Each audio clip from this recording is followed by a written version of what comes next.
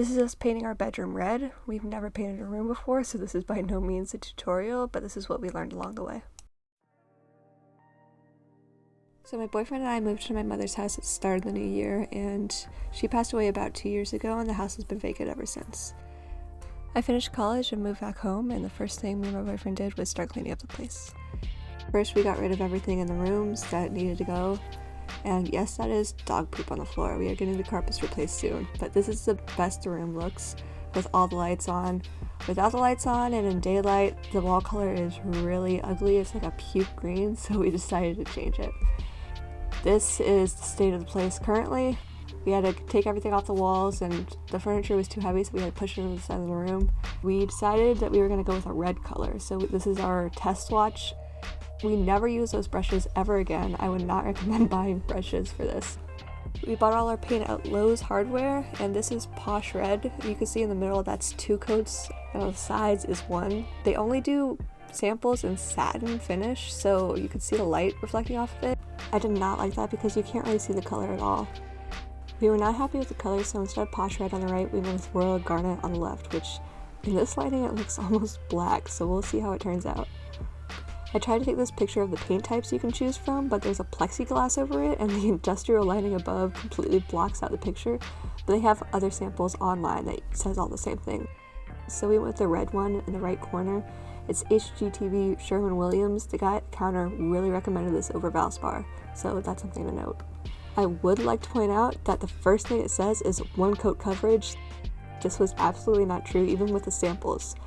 I was fine with going with the cheapest option because we were trying to save money by doing it ourselves anyways, but my boyfriend convinced me to do the nicer version because we were going to put all this work in and we're going to keep the place anyways. We went with flat at the top. All those other options are actually an additional price to add to your paint, and once again, you can't really see the color past the shine, so I did not like that at all. Spoiler alert, we did have to go back for a second coat of paint, and they were really trying to sell satin even though we had already done our first coat in matte. If I were to do this again, I think I would go straight to the Sherwin-Williams store and just get the paint from them. As you can see here, there is definitely not 1 coat coverage, but we did other rooms in different colors and it really looked like the red just has a problem covering old paint. This is everything we used. I highly recommend that yellow bucket for trim and using a foam roller and buying different roller heads for different rooms, not reusing them, just throwing them away. If you do want them to last a little longer, you can wrap them in plastic wrap, and we used about 2 rolls of tape per room. The bucket was really nice because it fit on the ladder. In this video, you can see us using a little tray on the ladder, and it just doesn't work out too well. So at this point, we had already patched all the walls, we sanded them down, we cleaned them, we repainted the trim, and then we taped up the room. I would recommend taping over these outlets, and definitely take the covers off of them. If at all possible, I would remove all furniture from the room because it is a pain in the butt to try to paint around it. You keep hitting it, and we almost broke a light on the ceiling once because we were trying to get into that tiny hallway, which you'll see later. We started with painting around the outlets and doing the trim, and we did that about twice before we got the big roller out and went around the whole room. This is my boyfriend minding his own business. He's painting the trim on the ceiling, and he looked me dead in the eye when he put this ladder in my way, and apparently I was unfazed and kept going.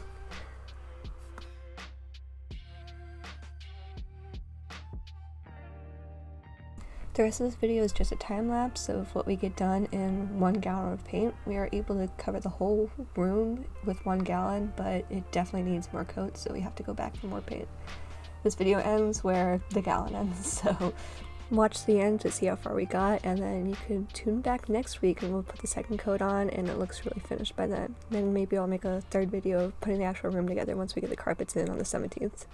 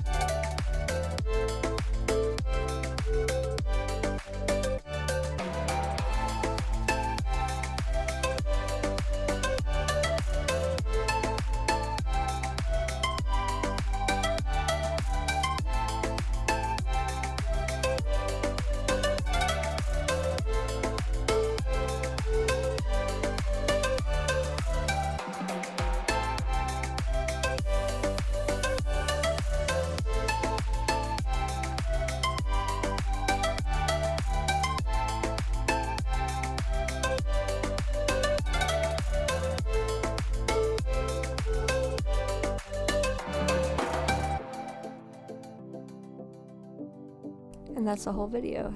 As you can see, we were really trying to stretch the paint because we didn't know how long our gallon would last, and we really wanted to finish the first coat of paint. This is the end result after our third coat of paint, so check back to see the final painting of the room.